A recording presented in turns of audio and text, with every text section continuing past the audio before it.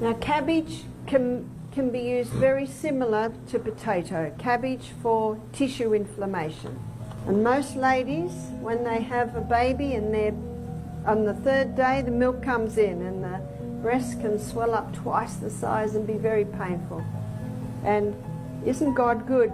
It looks about the size of a swollen breast, isn't it? So it can just be put into the bra. And a lot of ladies have testified, and most maternity hospitals now, in Australia they do, they have them in America, they have cabbages. And what you can do, say a sprained ankle, almost the same what you'd use for a potato poultice, you can get a tenderizer, meat, yes there is a use for your meat tenderizer, and bang it, or you can just dip it into boiling water quickly and it will just soften it, and you can wrap it around the inflamed area.